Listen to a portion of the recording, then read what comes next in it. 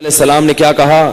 ان ہؤلاء ضیفی فلا تفضحون، یہ میرے مہمان ہیں، خدا کا واسطہ مجھے ذلیل مت کرو۔ تو قوم جواب میں کیا کہہ رہی ہے؟ اولم ننہک عن العالمین، اے لوط تجھے جب اپنے مہمانوں کا اتنا خیال تھا، تجھے ہماری عادت کا پتہ ہے، تو تو نے ان کو گھر میں گھسنے کیوں دیا؟ جب آدمی گناہ کرتا ہے نا تو اس کے پاس بڑے دلائل ہوتے ہیں، سامنے والے سے بحث، ہر بات کا جواب ہوتا ہے اس کے پاس۔ جب تجھے پتا ہے کہ ہم ایسے لوگ ہیں تو آنے کیوں دیا گھر میں؟ ان کو عزت کا پہلے خیال کرنا تھا نا اپنا۔ اب لوط علیہ السلام کی کیا، لو ان لی، پھر کہنے لگے ہؤلاء بناتی، یہ میری قوم کی بیٹیاں ہیں، ان کنتم فاعلین، تمہیں اگر خواہش پوری کرنی ہے ان سے شادی کرو۔ اس زمانے میں 4 سے بھی زیادہ شادیوں کی اجازت تھی، تو بھئی شادیاں کرو نا ان سے، یہ ہے نا عورتیں، ان کو کیوں چھوڑا ہوا ہے؟ قوم جواب میں کیا کہتی ہے؟ ما لنا فی بناتک من حق، ہمیں نکاح میں دلچسپی بولو نا نہیں ہے۔ خدا کی قسم یہی سوچ آج ہماری قوم کی ہے۔ خانقاہوں میں مراقبے کروائیں گے، محاسبے کروائیں گے، مدرسوں میں پڑھائیں گے، یونیورسٹیوں میں پڑھائیں گے، جب اس کے دماغ پہ شہوت چڑھے گی اس کو شادی کا مشورہ نہیں دیں گے، اس کو یہ محاسبہ کرو، مراقبہ کرو، فلاں بزرگ کا بیان سنو، تبلیغ میں چلہ لگاؤ، 4 مہینے لگاؤ۔ خدا کی قسم لا الہ الا اللہ، یہ وہ سوچ ہے جو قوم لوط کی سوچ تھی، یہ مسلمانوں کی سوچ نہیں ہو سکتی۔ حرام شہوت سے بچنے کا راستہ اللہ نے شادی میں رکھا ہے، محاسبوں مراقبوں میں نہیں رکھا۔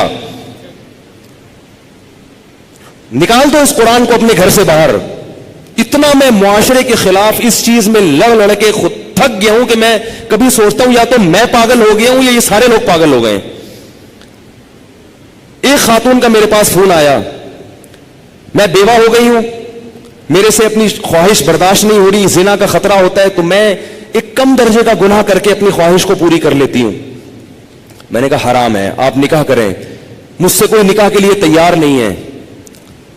میں نے کہا آپ اپنے حقوق سے دستبردار ہو کر کسی سے نکاح کر لیں کہ بھئی مجھے صرف اپنی اس حلال خواہش کے لیے کسی مرد سے نکاح کرنا ہے، میں اپنے آپ کو گناہ سے بچانا چاہتی ہوں، میں اپنے حقوق چھوڑنے کے لیے تیار ہوں۔ میں نے کہا کر لے گا نکاح، کیونکہ اللہ نے عورت کی خواہش کے لیے مرد کو بنایا اور مرد کے لیے عورت کو، اس کے علاوہ کوئی راستہ اسلام میں حلال نہیں ہے۔ اور اس مرد سے بھی قیامت کے دن سوال ہوگا جو اتنی بیوہ اور اس جیسی لاکھوں عورتیں بیٹھی ہوئی ہیں، حرام طریقے سے خواہشات پوری کر رہی ہیں، اور جب اس کمبخت سے کہا جاتا ہے کہ تو نکاح کر لے تو کہتے ہیں مجھ میں نکاح کی طاقت نہیں ہے، جبکہ انٹرنیٹ پر روزانہ ننگی فلمیں دیکھ رہا ہوگا، اتنی شہوت ہے، روزانہ اور طریقوں سے اپنی حرام خواہشات پوری کر رہا ہوگا، اور بڑے بڑے قوم میں کارنامے سر انجام دے رہا ہوگا جن کے لیے اچھا خاصا حوصلہ چاہیے۔